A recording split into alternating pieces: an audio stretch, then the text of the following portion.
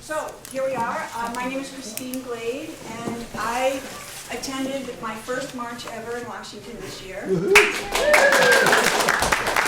reasons that I'm sure many of you can understand, just the idea that I woke up one morning and felt like it was time to get involved. So I did the march and it was life-changing. It really was a fantastic experience. And I came home not fully clear on, so what can I do locally? Yes, there are a lot of national things that we need to keep our eyes on, but what I came home from the march with was a deeper desire to make sure that our backyard is good and that we can affect change there that hopefully will trickle up to where we're going in the future. So I asked Robin, since I don't know enough about a bill and the laws and regulations and how they're initiated, except for Schoolhouse Rock. And so I asked Robin, could you talk to a few people who had also expressed interest in learning more about what goes on at the state level, and he graciously agreed to do that. So for those of you who don't know Robin, this is Robin Chestnut Tangerman. And he's our House Rep from Bennington, Rutland-Bennington District, which is 3/4 of Teignmouth, all of Middletown Springs, Paulet, Wells, and Rupert.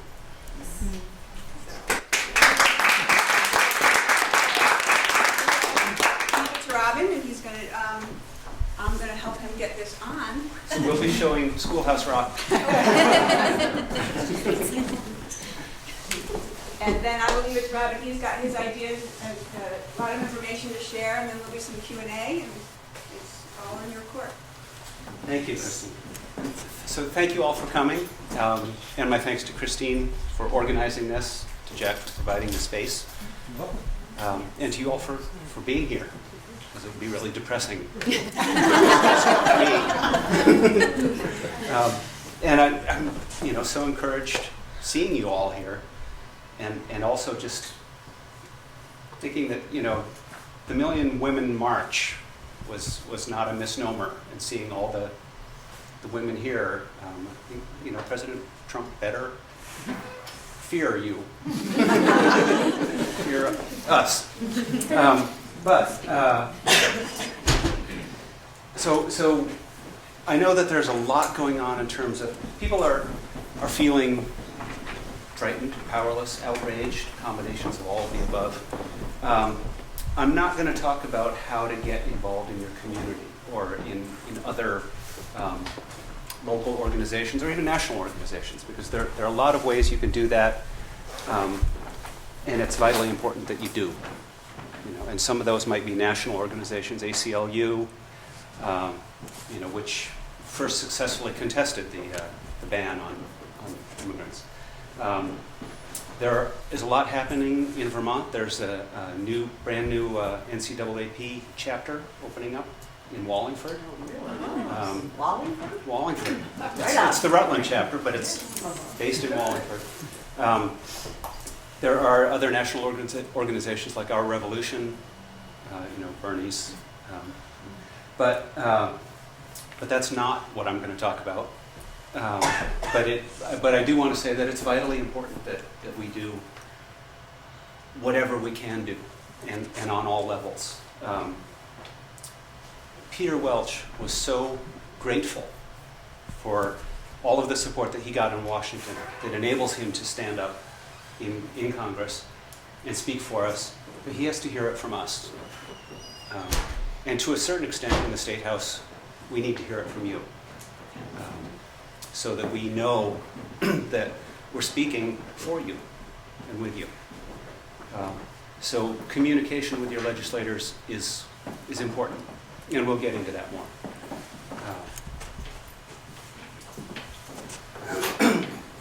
So what I wanted to start with is actually, let's start here.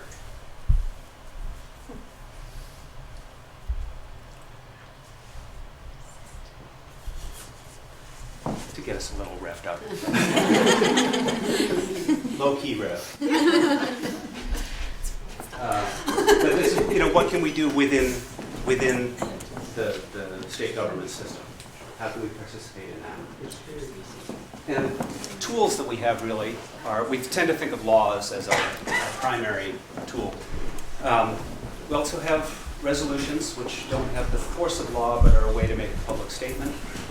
An example of that being that last week the House passed a resolution in honor of Roe v. Wade's 43rd year. It was acrimonious. There was a lot of debate, a lot of passion on all sides, but we passed it with a pretty good margin, just as a means of stating the importance of women being able to control their own bodies. You know, and so we're on record. It doesn't change anything nationally, but we're on record as the state of Vermont is supportive. Executive orders, you probably read about the governor looking at executive orders to resist Trump's immigration bans. God bless him. I mean, we're from different political parties, but I think he's fundamentally a good man, with good instincts. We disagree on political issues frequently, but I respect him a great deal, and I respect him for speaking out like this, taking a stand. So those are two means of taking action. The most common one is laws. And so I want to talk about how laws are made and how you can participate in that. First of all, Vermont has an amazing degree of accessibility. My school years were all in Western New York, where Albany state government had no connection to our lives. That was something so far away, so distant, that it was irrelevant. And in Vermont, by contrast, how many of you have met Bernie? Yeah. Almost everybody, right? And we expect that as Vermonters. And we expect to be able to pick up the phone and call our legislator or call a state office and talk to a person. And that is a degree of accessibility at a level of input that is really unusual. It's a real, I don't want to say gift because it's not a gift from us to you, but it's a gift that we all have in Vermont. And on the state government website, there's a vast amount of information. It takes some navigating to figure out, we'll take a quick look at it, but you can find anything. I'm on the Energy and Technology Committee in the House. You can go to that page, the committee page, you can see our agenda, you can see who's testified on what issues. You can pull up electronic versions of everything that they submitted in testimony. You can pull up a bill, you can see who the sponsors are. You can click on a legislator, you can read their biography, where they're from, and at the bottom of that, a list of what they've sponsored. I mean, there's a vast amount of information. And that is at this one, legislature.vermont.gov. Christine, do you know how I can get from here to my Chrome page? Just how to close this out? If you hit escape, I think if I do. probably just There put you the go. cursor Yeah. at the bottom. You got it. Okay, so this is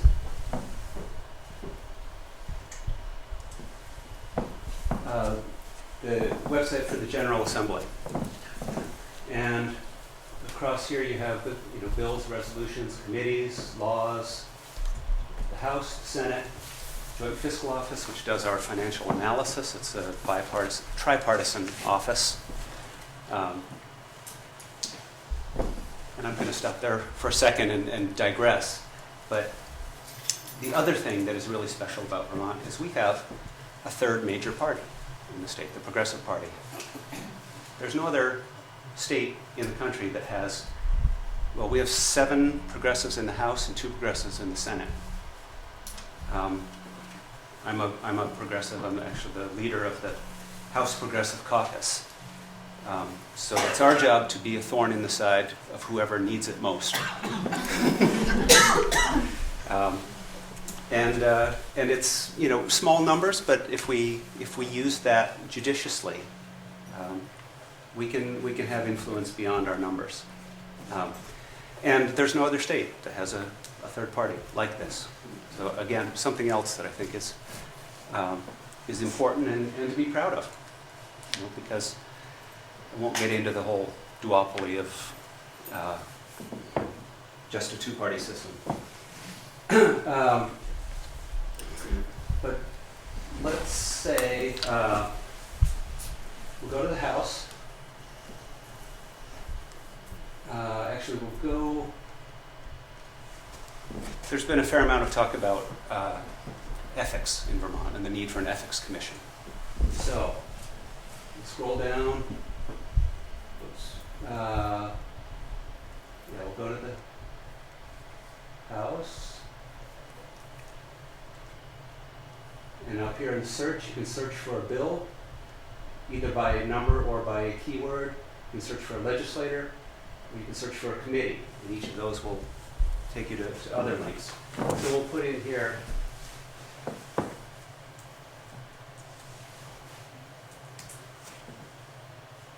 ethics.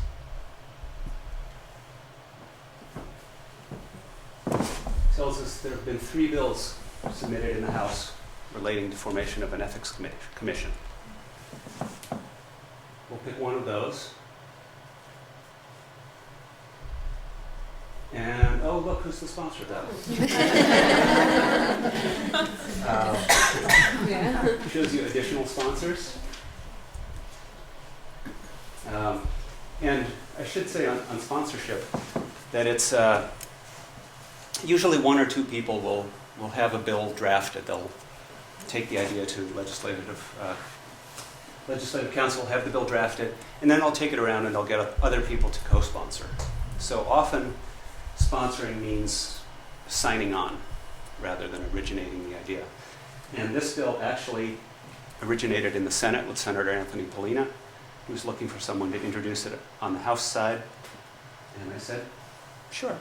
So I didn't write it, I'm just the co-sponsor.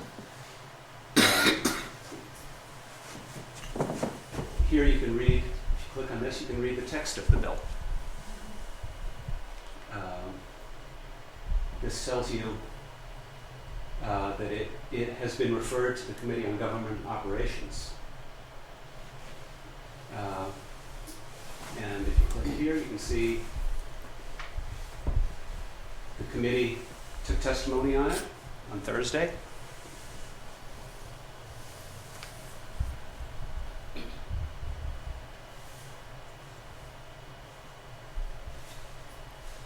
And here at 2:30. And there should be, okay, if we go up to documents and handouts,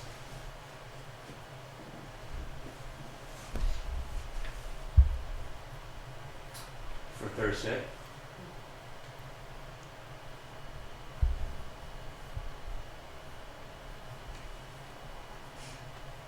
You see, there are 2 things, the bill as introduced and a summary and side-by-side comparison. So all of this information is available to anybody with an internet connection. So in terms of potential transparency, it's all there. And I'm sticking to my things rather than, just because that's safest.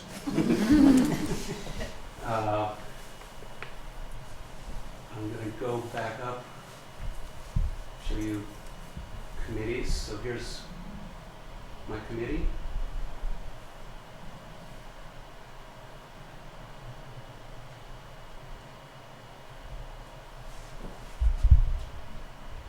Shows you the makeup of the committee and agendas. Agenda for the coming week, or for last week. If you click on a legislator, shows you their contact information, the committees they're on, energy and technology, and a really dry, boring, but important committee, which approves rule changes in the administration. Biography, and then down here, a list of bills that I've sponsored this session. And also, so H means House. Senate bills begin S dot with a number. House bills begin H dot number. And then down here, this is the House current resolution. So those are House resolution 4. So again, lots of information there. Yes, When you Steve. say this session, when did this session start? So the session, we're elected to a 2-year term, and we're in session from the first week of January until early May, first or second week of May. So 4 months and a week or two, give or take. And bills are, if we introduce a bill now, it's alive for the 2-year biennium.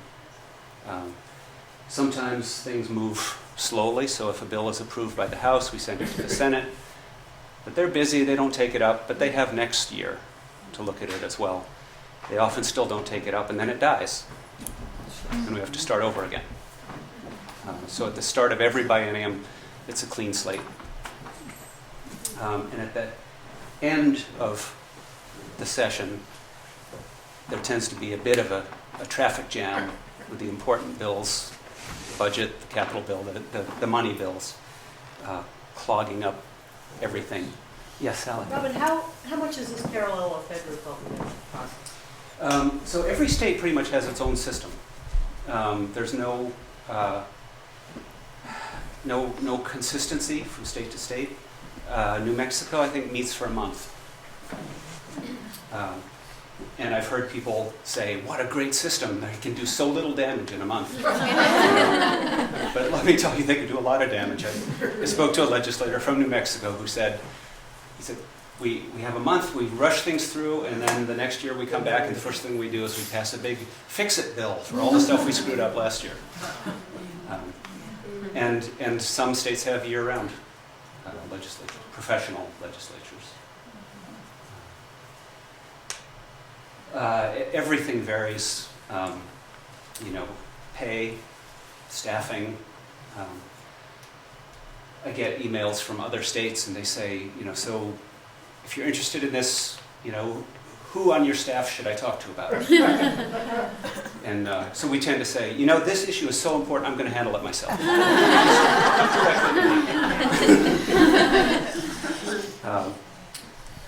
My office is in our committee room, which is, I would say, about 1/8 the size of this room. There's a bench in the back for spectators to sit on, and under the bench there are drawers, and I have a drawer. That's my office. So it's a beautiful building. It's an elegant, very. I love the institution. I respect it, but it's lacking in amenities for sure. We don't have staff to do research for us, which means we've developed an interesting relationship with lobbyists, because they're usually professionals. And they'll provide information, and as long as you understand that they're coming from a perspective, you can certainly get along, and mostly because what they really want is to develop a favorable long-term relationship with you. So you can ask them, so I know you're representing Fairpoint, and you'd like to, have Fairpoint be the main carrier for the whole state. What are the 3 principal arguments against that? And they'll tell you, because they want you to continue to come to them for information and to trust what they say. So it's a really interesting dynamic, where lobbyists are not necessarily the bad guys, although we think of the white hats and the black hats still lobbyists. But it's an interesting dynamic because we don't have staff of our own. We have, Jack, yes? No, go ahead. I have a question when you're done. We have a joint fiscal office, which is a nonpartisan financial analysis office that serves all members of the House and Senate. The administration has their own financial analysis. And we have a joint, we have the Legislative Council, which actually does the drafting of the bills. And they can't provide policy advice to us, but they can provide legal advice on, if this is your idea, this will be the legal ramification of it. And they're also nonpartisan, so they work for everybody. Okay, I'm done, nothing else. You mentioned that, for instance, you have a bill that's in committee and the committee's working on it and taking testimony. Mhm. How does the public get to participate in the testimony I process? thought you'd never ask. So, going back to this fascinating PowerPoint.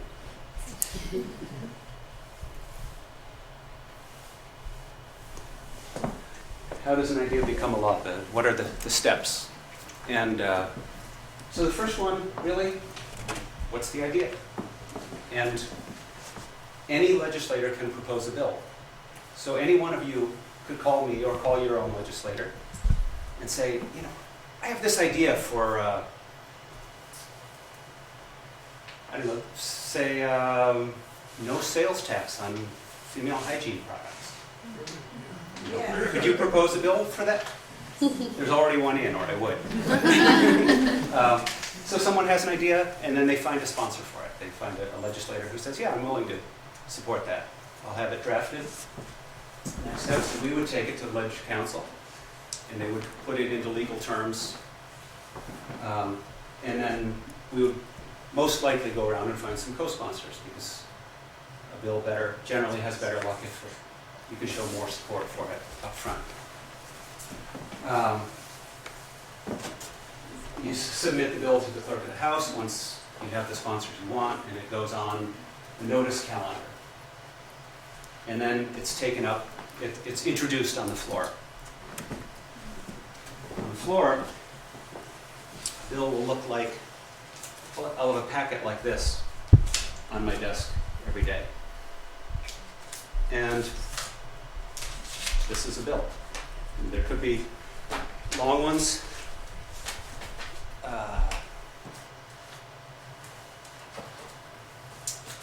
Well,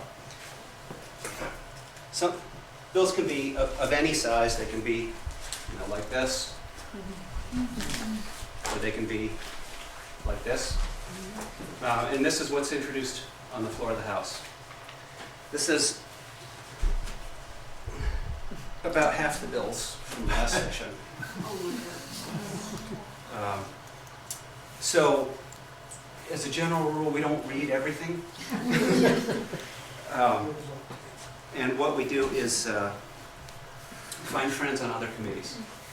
And I'll find Brian and I'll say, so Brian, what's happening on healthcare this week? Is there something I should be paying attention to? And we use each other as resources that way, rather than try to read everything, because you can't do it. Your brain will explode. Yes? Are those bills just for your committee, or is that for all? No, this is the House in general. So at the first reading, which is a misnomer because it's not a reading of the bill, which when you have one of these, you say, thank God it's not a reading of the bill. But they'll say, H504, a bill relating to municipal government and the charter of the town of Waitsfield. And it will be referred to the Committee on Government Operations. And there's a big bulletin board there, and literally it goes on the wall. All the bills that they get stuck on this bulletin board in nice rows. And then the challenge is to get the committee to take it off the wall. And often that means, talking to the chair, finding allies on that committee. Some committees are very happy to give as many bills as they can a hearing. Others play it closer and vet the bills and only will take, you know, a quarter of them off the wall. So that's where you get into a little bit of wrangling and pushing. When they do take it off the wall, the committee will schedule testimony on it. And, you know, I showed you on the website where they had scheduled me to give testimony to introduce the Ethics Commission bill. But they will, if they're seriously considering it, they will schedule all sorts of other stakeholders. The Department of Human Resources actually has an ethics committee on it that has written a code of ethics, and so they'll bring them in. They'll bring in other stakeholders, probably you know, attorneys. Basically a broad variety of stakeholders on the issue and get testimony from them. And I really respect that the committee process, that they're fair, they're inclusive, they're broad. They can be really tedious, especially if you're dealing with technical issues. But I think that bills do get, in general, a really thorough airing.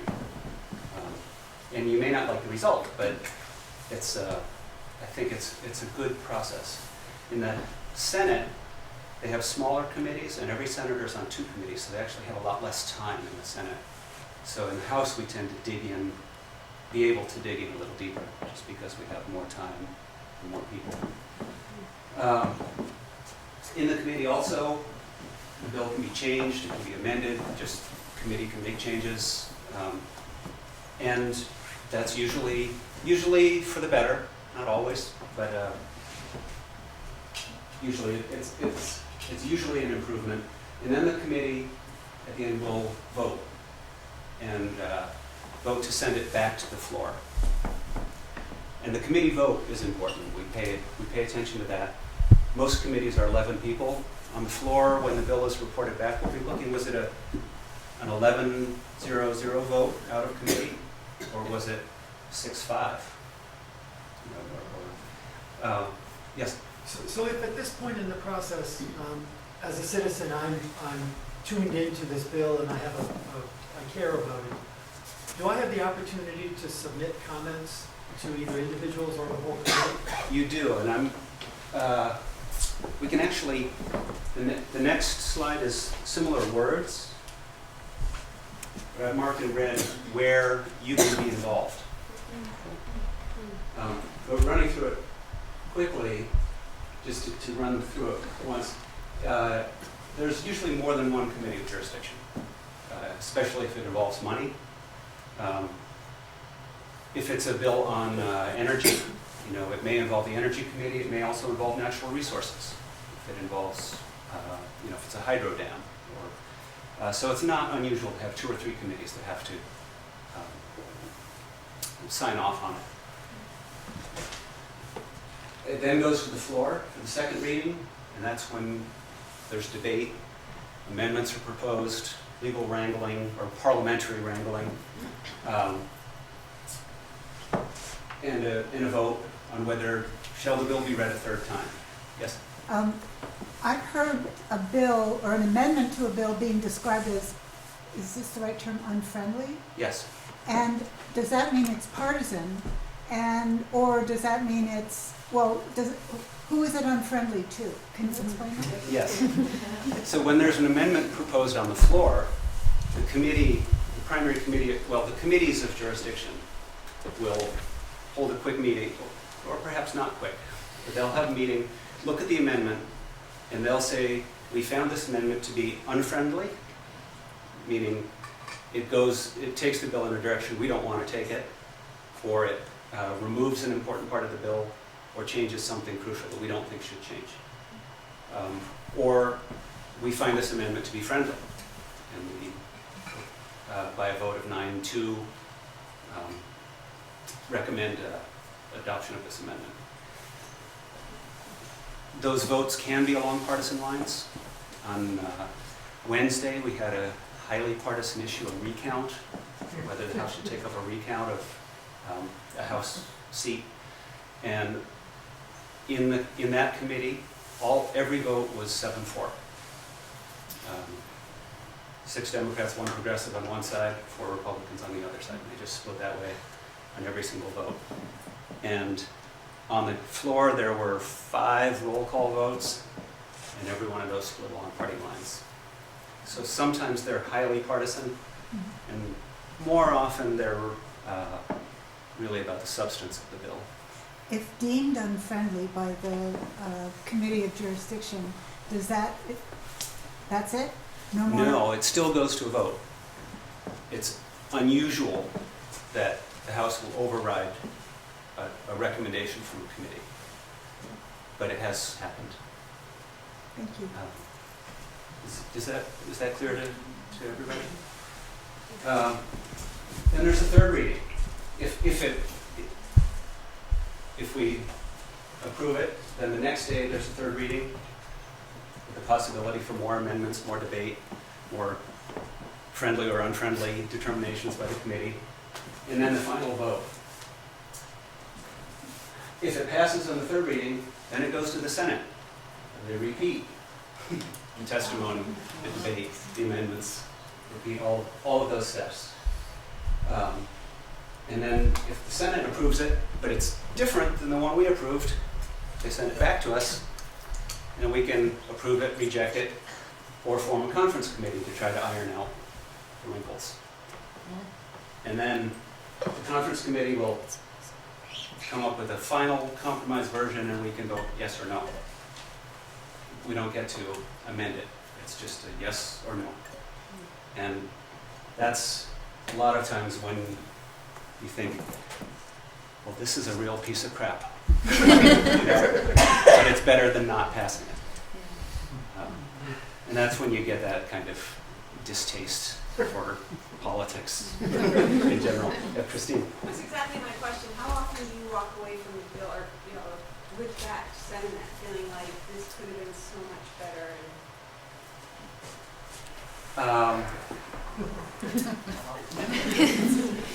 I can tell you that there was one day last session when I ended the day thinking, we did something really good today. We passed a nice, clean bill, just helps people, no downsides to it.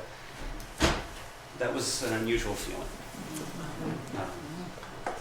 You probably all have heard the saying, 2 things you should never watch being made are sausage and laws. And it's not, Vermont, it's not as gritty as other states.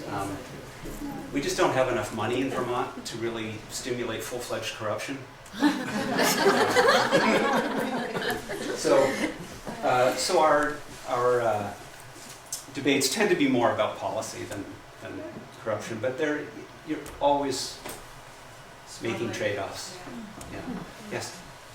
So if that's the odds, which don't sound very good, are there any moves to change the process or modify the process in a way that would up the good days? I would actually argue that the process works because the majority doesn't get to railroad the minority as much as we would like to. Because someday we'll be the minority. I mean, as a progressive, we actually are a super minority. Pardon? People end up with a lot of not very good laws then. We can go back and try to fix them like New Mexico. But I would actually argue that opposition tempers a lot of laws that might otherwise be too extreme. It's another quote, and I heard it attributed to Thomas Jefferson, I'm not sure, is that democracy is the worst system of government, except for all the others. And it's true. You know, it's messy, it's slow, it's aggravating, but it's better than a dictator.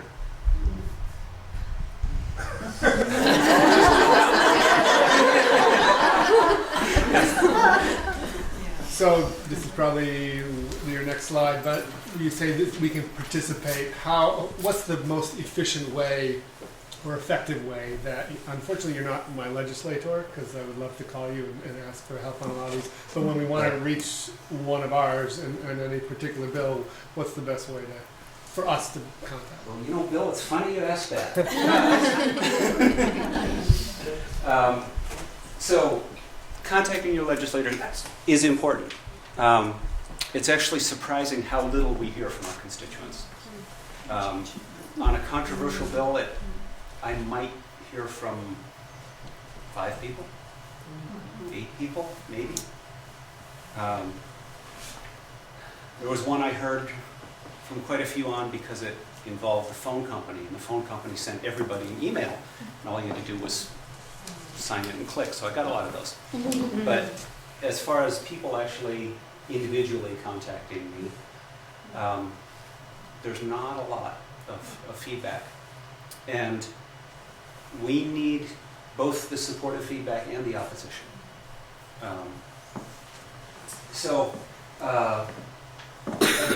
Don't get many letters, post office letters. Get a fair number of phone calls, either at home on weekends or up in the State House. I get a lot of email, and that's fine.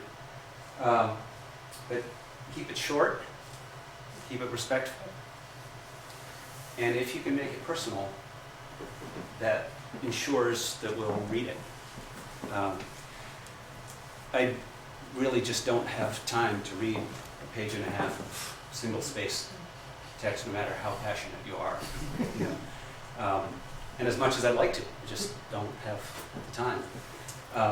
So if you can, state your support, your opposition, 1 or 2 main points that you'd love to talk more if at our convenience. I got a letter, an email from a constituent last year on gun rights, and he spent most of the letter telling me that I had my head up my ass and I didn't represent Vermonters, and how stupid are we to do this? And I wrote back to him and I said, "What are you doing? You're trying to change my mind? This is not really the way to do it." And never heard from him again. But had it been just to assume that legislators, even if you disagree with them, are doing their best. So, short and sweet. Where you can weigh in directly is a lot of times on a certain issue, either an agency committee or perhaps a legislative committee will be taking public testimony. Sometimes it's in the State House. We had public hearings on gun rights, on marijuana, on several other issues, water quality. And for those people come up to the State House, and it's packed, and we hear directly from a lot of people. Other times, Senate, How do we know when that's happening, the testimony? Because we're fired up, we're ready to go. Yeah. So we just have, there's no alert that we have to check the site every time. And I'm not sure if there's a single place that compiles that information. It's more by committee, or there'll be a news report. Or you could probably contact your local legislator. He would know. It would be useful for the legislators to contact some of the influential people in the community who have networks online and through Facebook to get them fired up. Make sure you get your comments into the legislature. Yeah, it's. A lot of the time, like I'm up to here on energy and technology, telecom issues, and I know that people care about the PFAO contamination, but I just don't really have the brain space to reach out to people to say, well, next Tuesday night, the Senate Committee on Natural Resources will be at such and such a place. They actually just went down to Bennington to take public testimony on this. So I'm not necessarily a reliable source just because of there's too much going on. Yes? I think it's also our responsibility Yeah, it is. to initiate and to do the work, to not make you do the work. But you mentioned in one of the website titles there, each bill is up there. So can't we follow that bill and see when the testimony is going to be You can. heard? And it's not, yes, I mean, it will show when testimony is scheduled. And It'll then it's show- public testimony. And if you, and in the committees, even if you want to testify on a bill, we'll make room for you. Mostly it's people, you know, advocates or professionals or someone not necessarily a citizen testifying, but if we can make room, we will. Last year on the Energy Committee, we scheduled a lot of citizen input on windmill noise issues. You know, people are passionate about that, and so we took a lot of testimony just in our committee room. And so there were opportunities there, and again, I'm not sure how people were notified of that opportunity. I think it was mostly advocates reaching out to them.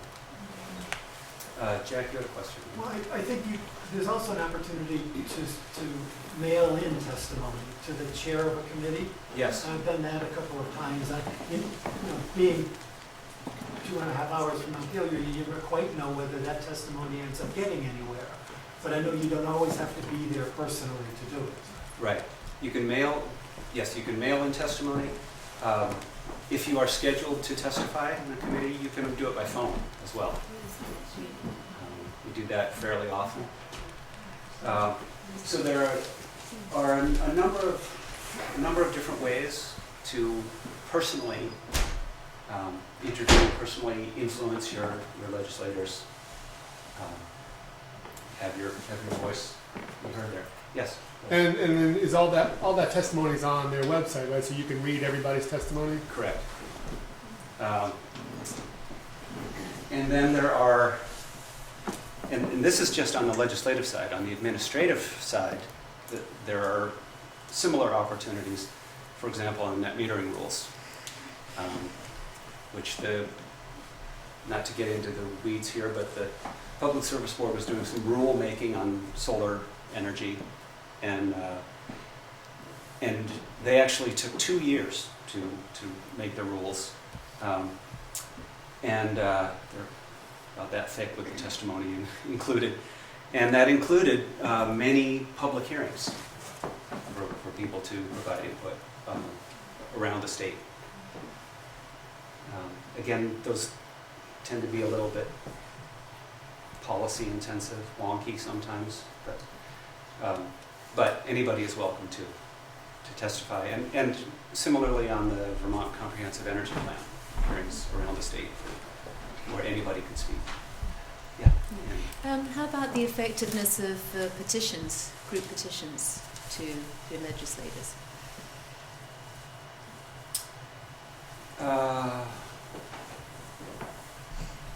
It's a good question. Could you repeat it? I didn't. Yeah, so the question was, how effective are petitions? And to be honest, we don't see many. What I will see more of is an example like the last year there was the earned sick leave bill, and labor groups would they had postcards that they would have members sign, and then they would give us a stack of 15 postcards. And looking through them, they're my neighbors, they're people I know, they have impact. On another issue, VPIRG,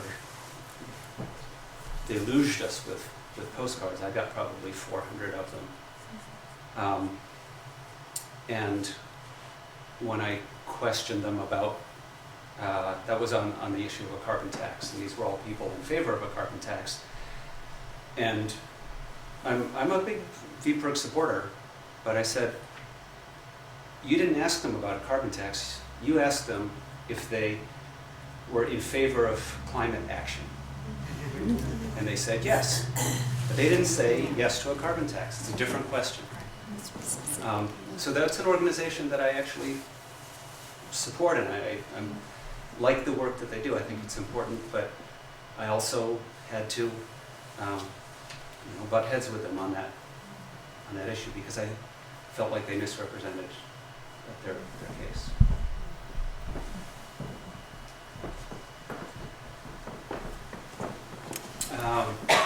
Just so people know, it's about 13 minutes up, and if you want to go to the synagogue for the local action meeting, you have 13 minutes. I forgive you, Amy. Thank you very much. Thank you.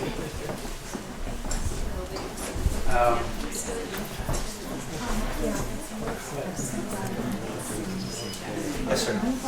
I was wondering, being one of the few men in this group, is this gender breakdown in terms of interest something that you observe? Is it pretty common that more women are engaged and involved in the political process than men? Depends on the issue. Firearms, Mostly 95% men. Okay.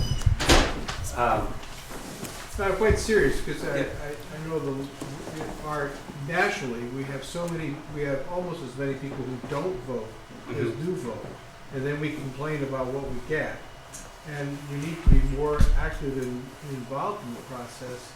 And is there really a gender difference in Vermont politics, perhaps? And maybe you could expand further to speculate. I feel, anecdotally right now, I feel like it's women who are being inspired right now, feeling the need to act somehow, to make their voices heard. That is just anecdotal. And to run for office. Pardon? I said, and to run for office. And to run for office, absolutely. It feels like we have more at stake right now. Yes. Yeah.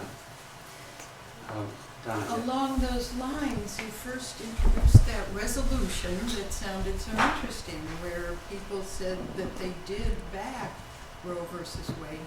How can we thank them and make that more of an issue? How can women can get together real easily and sign lots of things or do lots of emails, and it seems like somehow we should bring that to the surface. So again, going back to the website, there's on the right-hand side, there's a box you can click for the House Journal, which tells the actions of the House. And the Roe v. Wade resolution was a roll call vote. Real quickly, there are 3 different ways that we can vote. We can have a voice vote where people just say yes or no. We can have division, which happens on a closer vote, and in that case, you stand to be counted, but you're not identified by name. In a roll call vote, you're identified by name. And that is a tool that's used both by those who think they can embarrass people by saying, we're calling you out on your support of this, or those who proudly stand to say, yes, I'm supporting this issue. So that's used both ways, but it will have a list of the roll call. Actually, I think if you click on, if you can find do the search Roe versus Wade, it'll give you the resolution number. If you click on that, it should give you the outcome, including the roll call vote, and you can see who voted in favor and who voted against. And then just email them and thank them. Yeah. And all of our email contacts are on the website as well. Just want to say one other thing. This is about I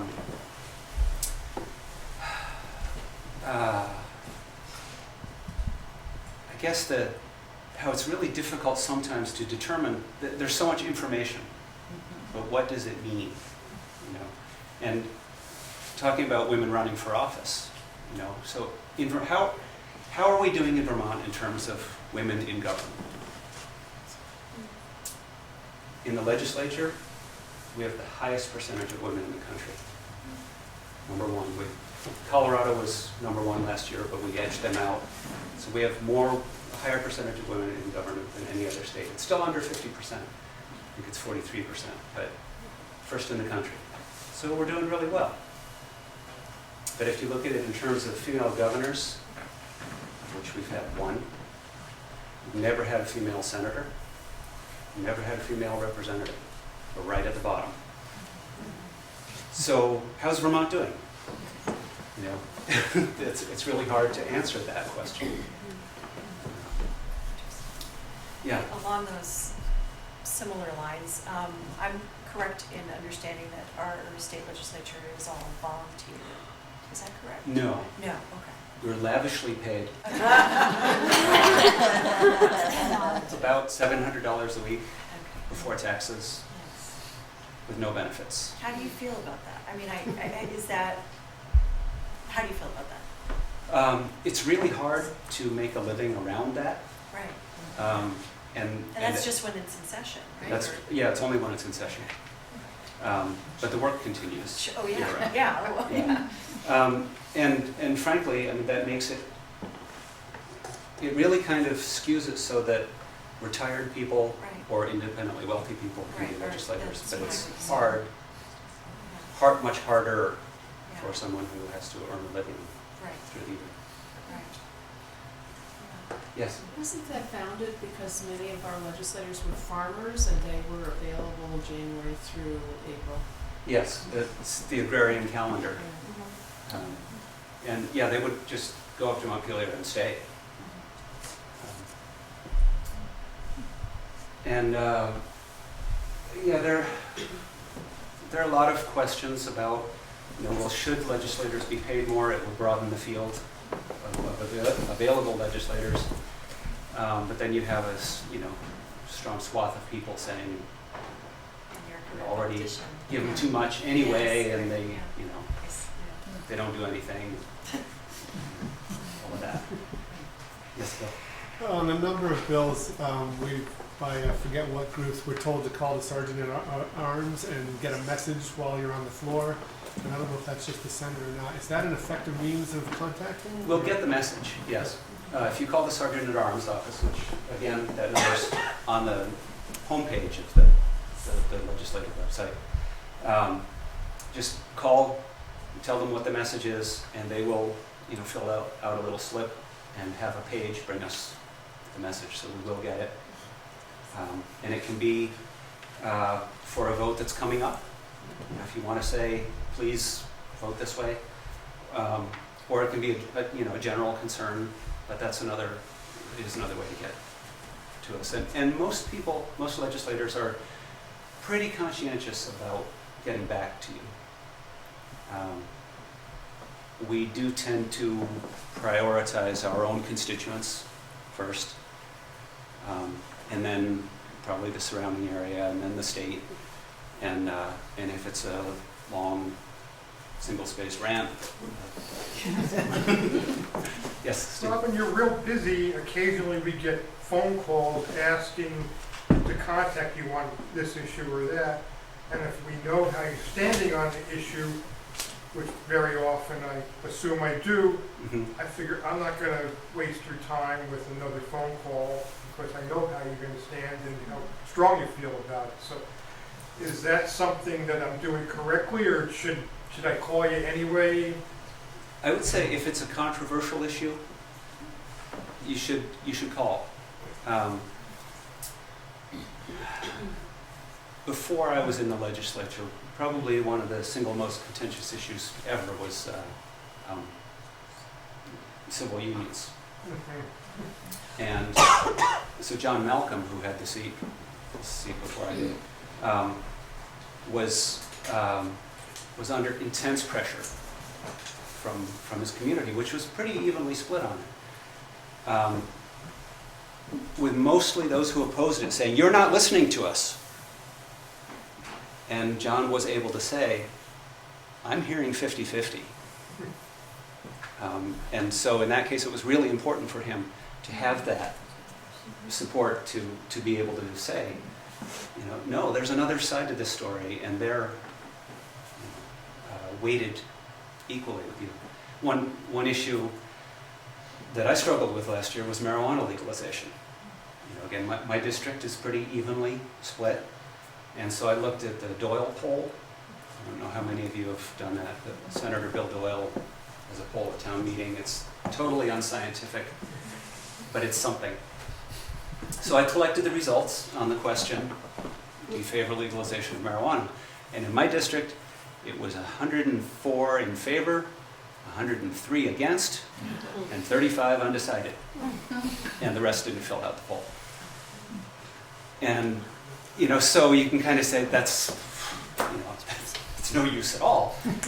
Or you can say, this is a really close issue, and there is not a preponderance one way or the other, and I have to, in a sense, I'm the tiebreaker. But it's important to have those numbers to know that. So that's a really long way to say, yes, contact me anyway. Yeah. And do you have a preferred way? What is the least time-consuming I prefer way for email, us? Email. because I can do it at night. Yeah. And I will get back to you, but I don't have to, answer the phone Yeah. right then. Yeah. So When I see your that's my home phone choice. number listed up there, I think, oh, God. Yeah. That would be really hard. Least effective. I do it all the time, but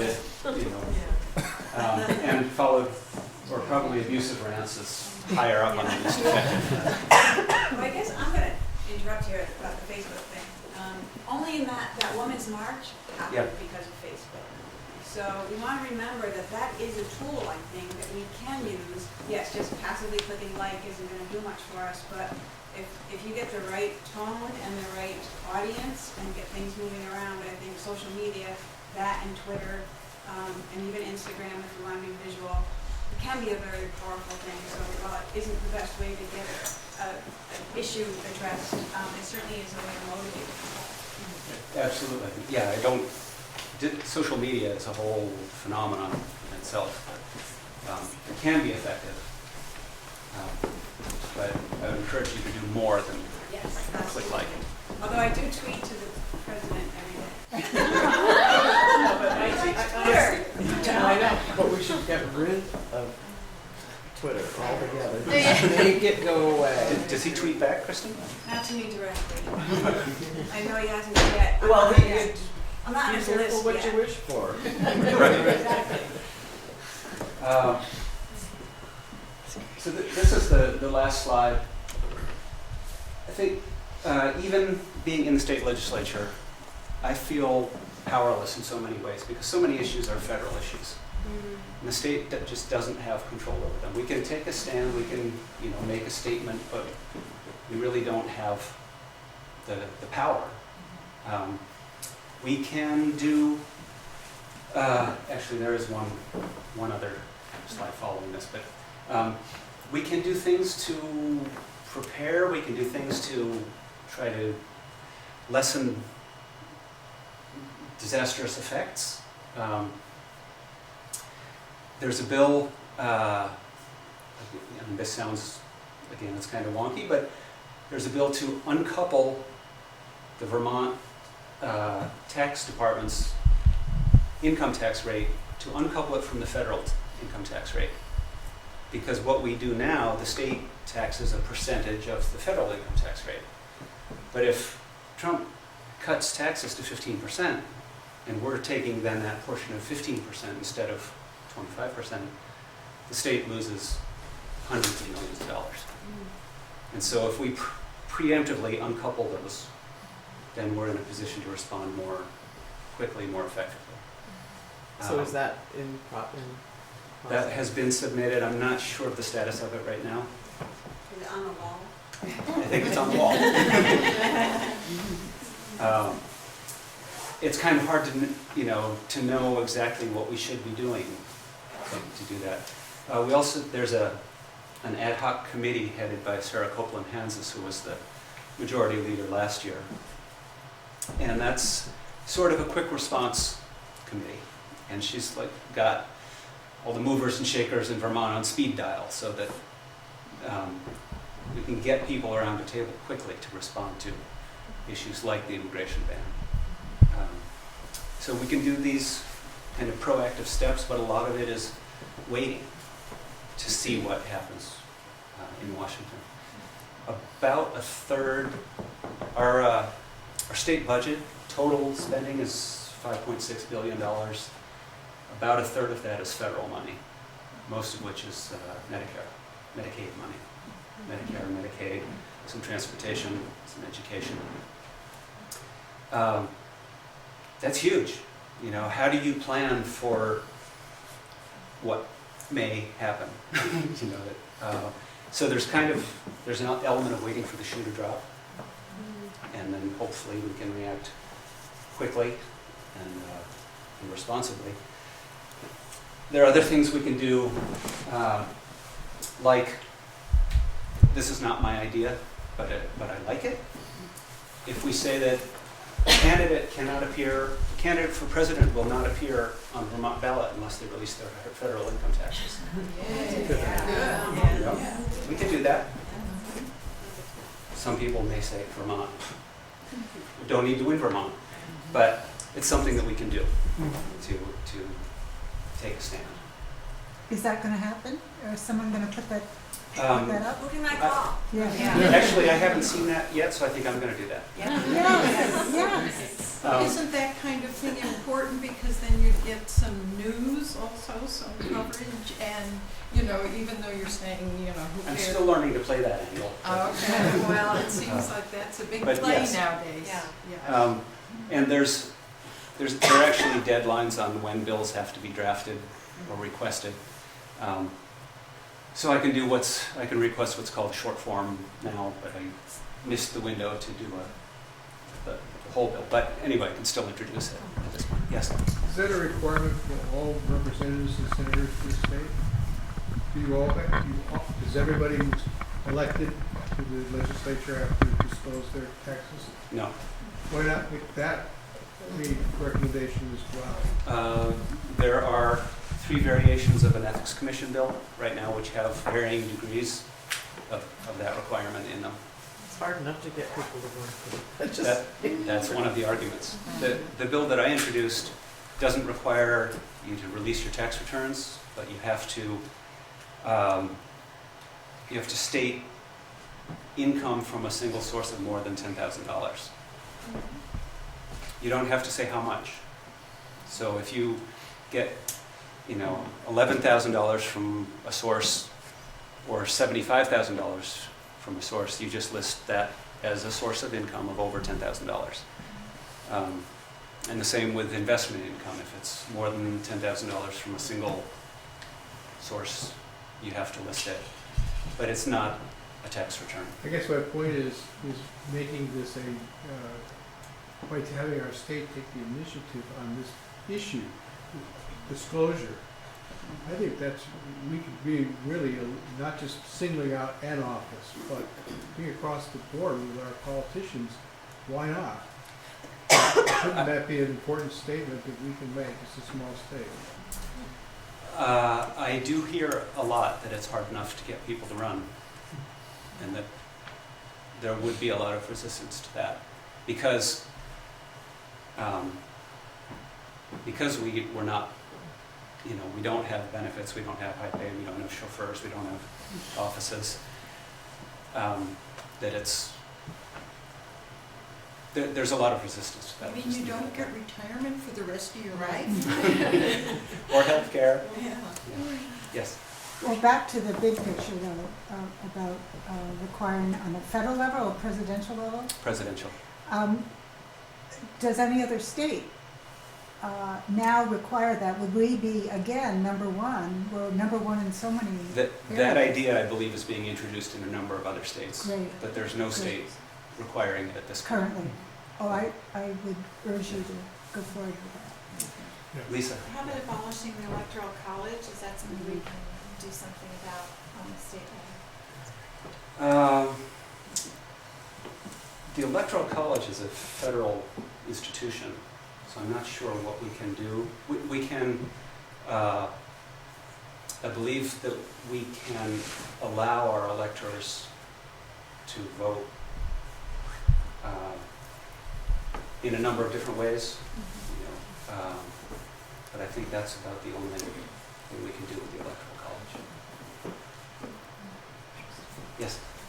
So, not as an elected official, but just as a reminder, what would you say would be the most effective thing an ordinary citizen could do who is extremely frustrated with the response of all politicians, the gridlock, the, taking sides, the polarization, to get more of them to move to the middle, to be willing to compromise, to not always put party first. And I had hopes that the Democrats weren't going to fall into the same trap, but it seems like from what I hear in the news, and I'm hoping that that's only a small percentage, that that's what's happening. It just seems so counterproductive. There are a number of things, and there's an organization that I regularly get emails from, which is Council for... No labels. No labels. Well, there's no labels. There's another one, which is something the Council for Civil Discourse or something like that, which is specifically geared towards legislators. But no labels, supporting the work of no labels is a great step.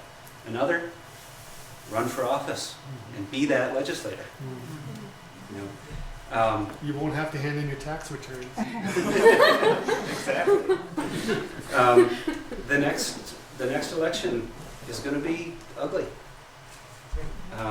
This one wasn't? I'm afraid that this one might look like patty cake. We had a legislator on the floor on Wednesday after all of those partisan votes.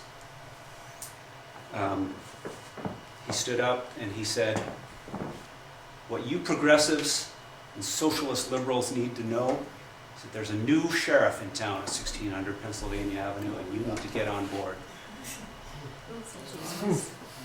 And my reaction, can you turn the camera off for a second, Steve?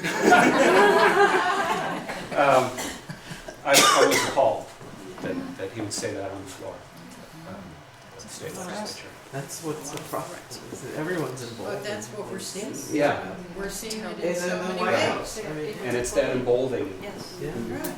It's also and danger. the world. It's up. And we know Bannon is doing it. Yeah. And so, Yeah. So one of the things that they have been really good at is controlling the story, framing the message, and making it about fear. Back in December, I went to a conference down in Washington, which was it was good. It was inspiring. It was that boost that I so desperately needed. And the keynote speaker was the Reverend William Barber from North Carolina, who runs an organization called Moral Mondays. And they've been leading the protests in North Carolina when the North Carolina legislature was doing the coup d'etat and stripping the incoming governor of powers. And one of the things that he said was, what I put on the screen here, the budget. We tend to think of a budget as numbers, income, expenses. It's a dry statement. It's not. It's a moral document of our intentions. It's a statement of how we intend to treat our citizens, how we intend to value each other, how we intend to build our community, who's part of that community. How do we define ourselves and what we're fighting for? And it's not just budgets, it's everything we do is a moral statement of who we are, what we stand for, who we include. And we need to reclaim that message. That it's not just, that business is not just business, it's us. It's our integrity. And that's the story that we need to tell. And that's powerful. To continue on with that, I saw recently that the city of Seattle has decided voted to divest Mhm. from banks that were dealing with the pipeline, Mhm. pipeline issues. Has there been, is there, I don't really know what the state of Vermont does, where is their money held? And is It's in there, TD is, Bank. okay, interesting. Is there any, has there been any talk or bills about changing that perhaps, or? Last session, pre-pipeline, Uh-huh, there was, and there continues to be a big move to divest from investments in fossil fuels. yeah, The majority of the money that the state invests is pension funds. mhm, And I think there's a legitimate argument that the state is the agent for sure, investing those funds. I mean, the state actually hires somebody to Right. manage it. right, But it's not our money. right, That belongs to those workers. right. And it's their decision whether to divest or not. Yes, yeah. But the state And- itself has, I mean, besides the pension. So the state has, They have other money that Yeah. they're paying the bills with. and they've taken, the treasurer's been responsive to a certain extent. She largely is unconvinced that there's a financial gain, and she sees her duty as apolitical Mhm, fiduciary agent. Her job is to right, put the money where best returns are. uh-huh, Um, right, So we have been pushing and urging divestment. yeah, There have been a number of resolutions or bills toward that, and we're making incremental progress. Right. There's also a bill, another one hasn't been submitted yet, so it won't come up, but it's to have a state bank. right. I remember hearing about that. And that's been coming up for years. Yeah, The state generally has about $300 million in TD Bank. mhm, And that's because TD Bank bought whoever the state was using Sure. before. yeah, But TD Bank is one of the investors in mhm, the right, Dakota Access Pipeline. And so one of the arguments is that we keep that money in state, it can be used locally. The treasurer is dead set against a state bank. mhm, I'm not sure of all of her arguments, right. but that's an ongoing. I mean, I just think there's so many Debate. credit unions in the state already, even to, Yeah. you know, I mean, We did actually get something a couple years ago called 10% for Vermont, which is taking, of that $300 million, taking 10% of it, 40 million, and putting it into consortium of 3 fiduciary organizations in Vermont. But then that money can be used in Vermont and invested locally. And so that's it's a step. yeah, it is, absolutely.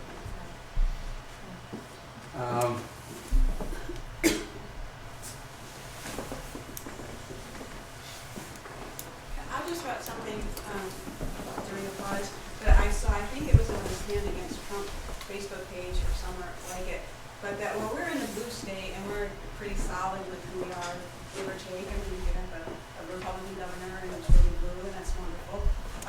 But there are neighboring states that aren't necessarily, that are up for grabs, and that you can find out which districts you can impact if you're neighborly to them. So I know New York District 19 is on my radar because the person I would like to see in office only won by 4%.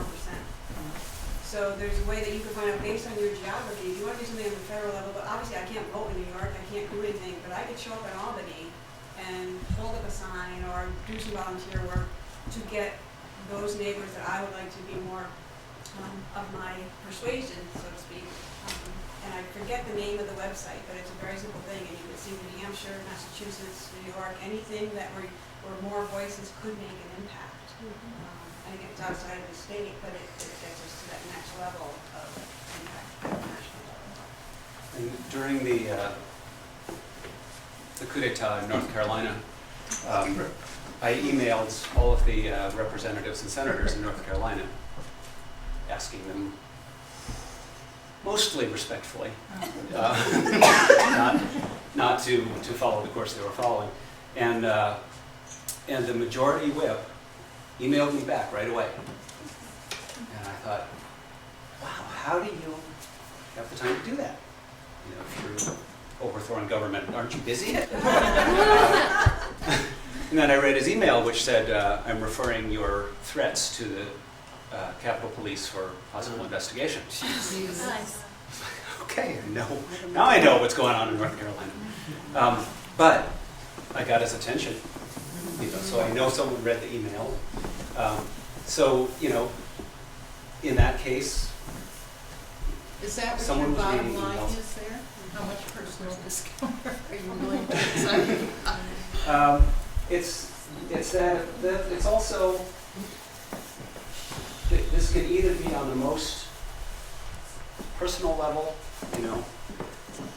if you see racism going on, do you intervene? It's a hard thing to do.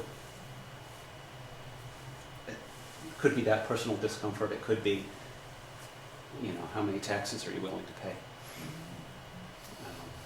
Or what degree of uncertainty are you willing to live with? But that could be about a million different ways. I'm just thinking that the town in western New York where I went to kindergarten made the news because this wall behind the high school had a swastika painted on it one morning. And the town was trying to decide what to do. So some residents went and bought a gallon of paint and painted the wall. That's what we can do. We don't necessarily need to wait for the legislature to act. Yes? Just to follow up on that, it's a little bit off, but trying to take an action that may have a longer term impact. And we were sitting with about 30 other women and talking about things that we could do. And one of the things that came up was to go into schools and increase the knowledge base about civility and about governments, and try and improve their own experience in education so that they in the future have a respect for democracy. They'll run for office, and I know that we have somebody in this room that's young and female and comes from a wonderful school. She might want to run in 4 years. But anyway, I just wondered, do you know if other people are doing what you're doing, and especially around school environments? I don't know specifically. I agree with you that it's important. And important to engage people on whatever level they're willing to engage. I'm also an educator, and and the students that I work with, if we talk about policy, usually the main question is, are you going to legalize pot? It's an entry point. Maybe it's not the conversation we want to have over and over and over, but it's a way to engage, and through that to teach civil discourse,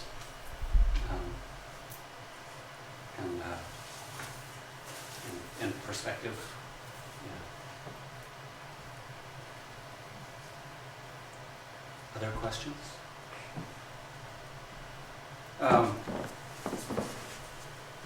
How do we impeach him? I wish I knew. So this was just that idea of having presidential candidates need to release their taxes, but I thought we could also come up with a few ideas. Give me ideas on I have an idea. what to do. Yes. Well, I guess along with a bill, maybe if, for example, for me, I struggled so much with the thought that somebody who had been accused by so many different women for sexual harassment was still able. That could be like if you've been accused of sexual harassment and by multiple women, maybe then you aren't allowed to run for president. I see a lot of legal pitfalls there. Or if you have certain if you have a certain amount of lawsuits against you, Yeah, but you aren't allowed to run for office.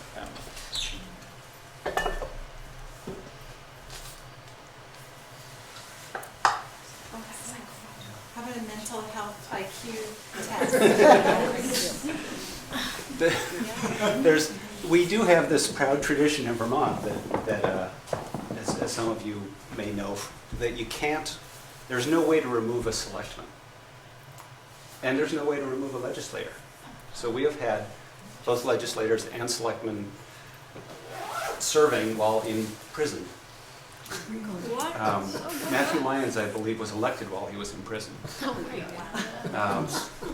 That was resisting the British, but way back. They have terms, right? Pardon? They have terms. Yeah. So, as long as they're in terms. At another conference I went to last summer, I spoke with a legislator from North Carolina or Virginia, and the person that he ran against had been convicted of I don't know, some felony of some sort, and was in jail. And I said, you know, he was serving from jail, and he said, y'all don't have work release up there? Oh, I don't know if that was true, but it was a great line.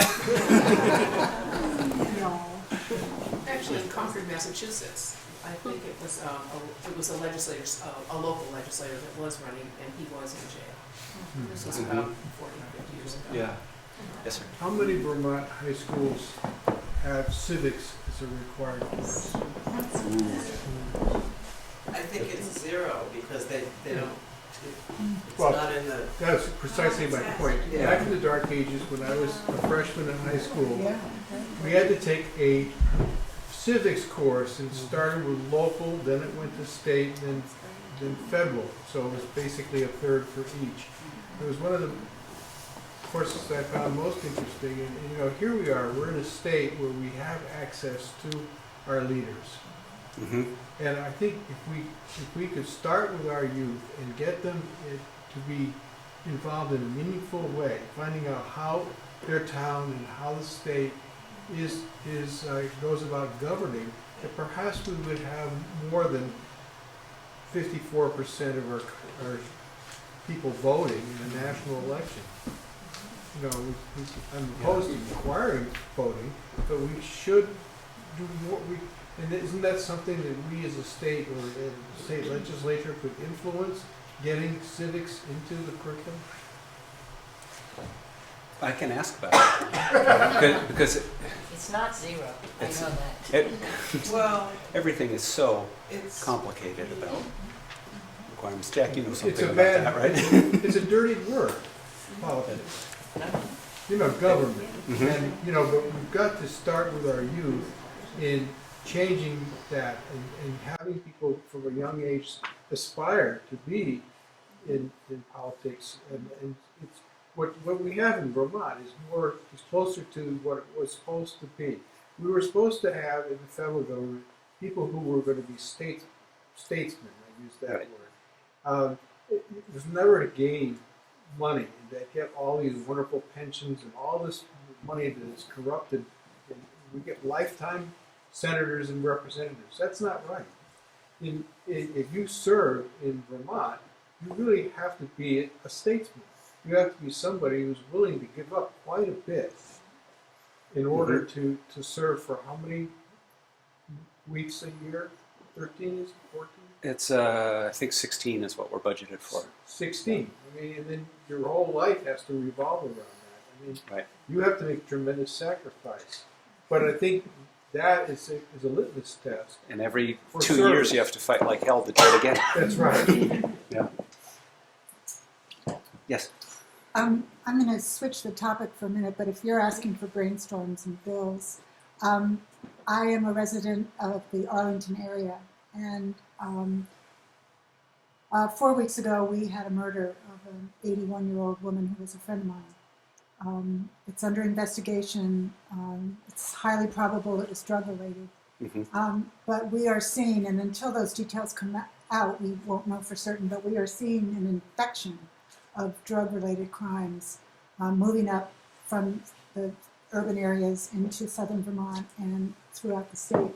And now we've lost, in a very savage way, she was stabbed to death in her own home, a lovely woman who would sit with dying people and keep them company.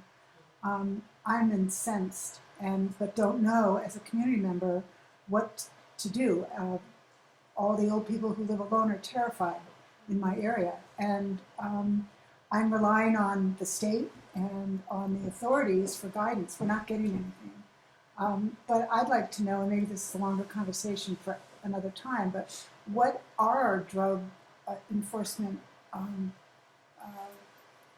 plans, or what is being done? Is the legislature recognizing this problem?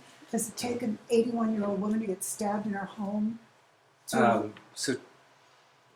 yes, we are all acutely aware of the problem. 2 years ago, Governor Shumlin dedicated pretty much his entire State of the State address to the heroin epidemic, opiate epidemic. Project Vision in Rutland, which I don't know if you're familiar with that. It's a widespread approach to opioid addiction. Basically came about when a public health worker sat down with the chief of police and said, what can we do? And the police said, recognize we cannot arrest our way out of this. It's far bigger than this. And what Project Vision is doing is trying to bring everyone to the table and break down the siloing of information, which is rampant. So, police, prosecutors, judges, clergy, social workers, public health workers,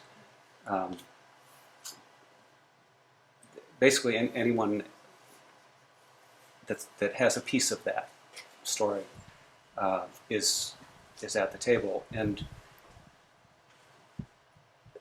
I think what I can say is that it's the most promising approach so far, but it's not a silver bullet.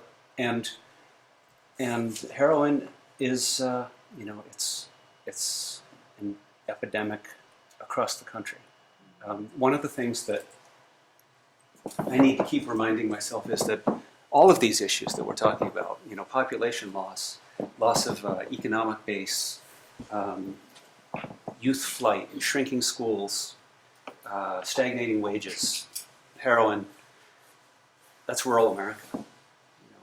Vermont is not unique in this. We're somewhat unique in that we're all rural.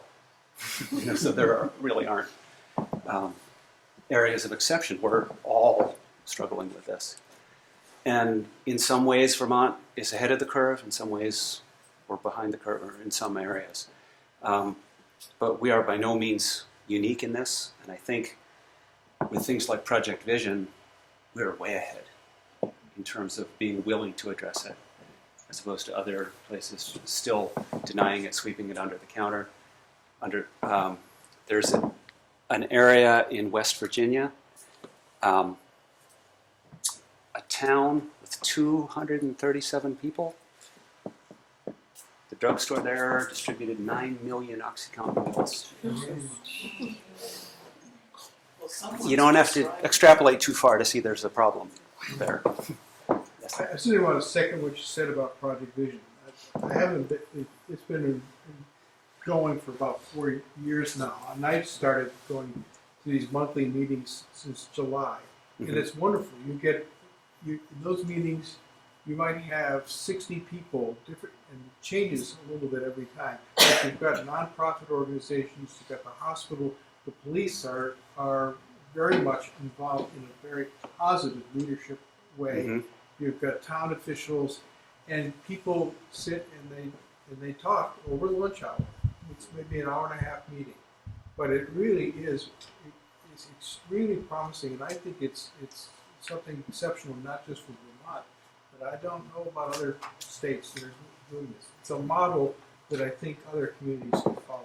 There's an anecdote that I heard about Project Vision, which is there's a young woman who had been through detox and rehab, I don't know how many times, the revolving door, because you get 30 days of treatment, but you need least 90, but insurance will pay for 30. So you're back on the street, and then you just keep going around and around again. And this young woman had gone through rehab, was out again, back in her environment on the street without enough treatment. And the police went around to they know who's dealing, largely, but they may not be able to have the evidence. And they went around to those people and they said, she's ours. We're watching, and if you sell to her, whatever it takes, you're going away. You will be put away. And she stayed clean because she didn't have that pressure. And of course, my response is, and all the people that they couldn't say that for, what happened? But it's that little glimmer of hope that, okay, it's a different approach. It's I don't know, it's something that is working in this one case. I also hear that state police is pretty underfunded.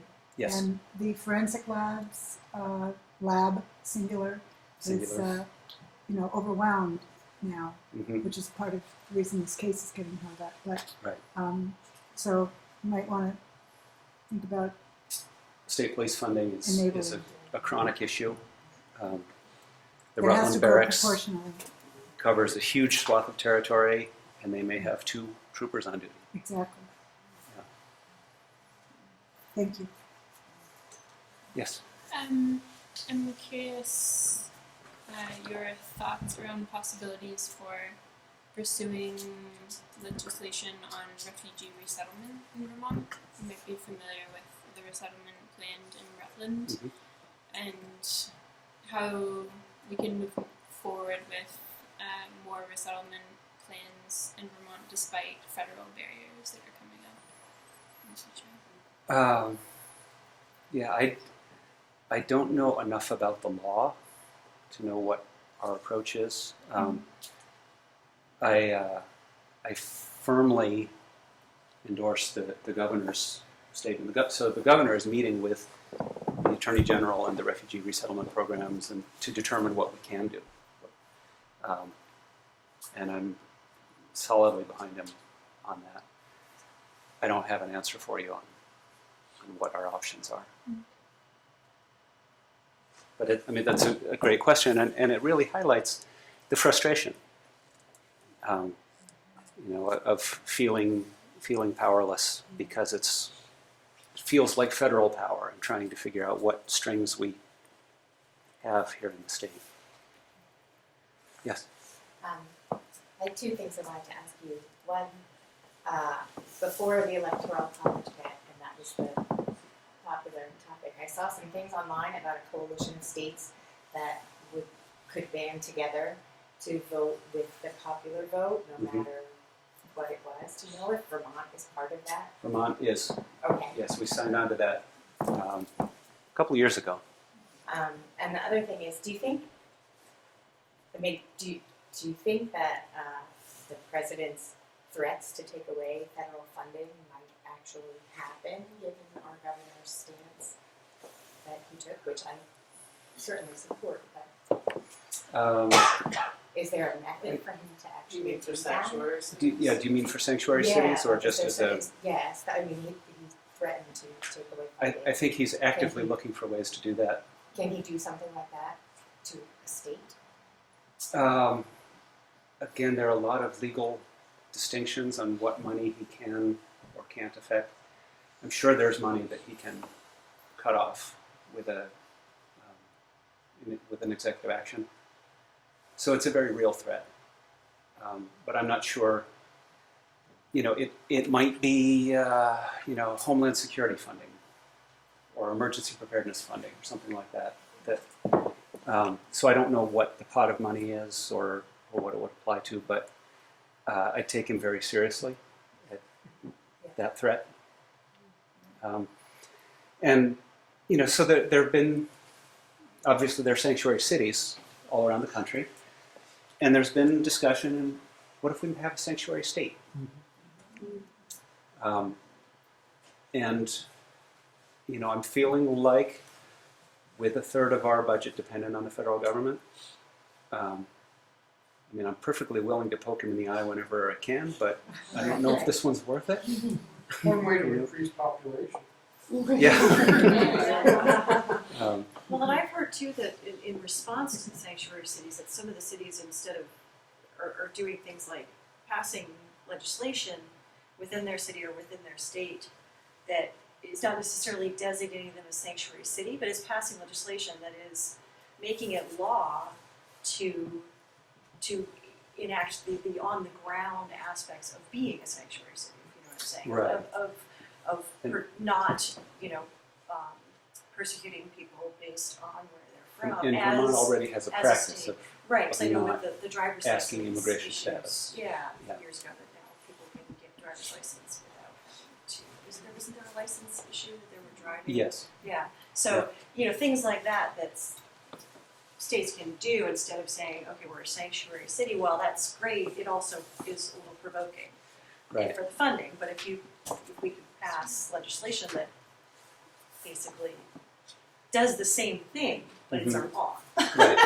It's not just a warm fuzzy And I'm not feeling. I'm not sure if our the state police have no interest in enforcing immigration They clearly law. have plenty to do. Right. I mean, and I don't know if that's a policy right. or just a decision Right. or I don't know the status of that. Sure. Any other questions? You guys have been very Yes. great questions. Almost nobody fell asleep. That was Thank you for coming. Thank you for showing up and.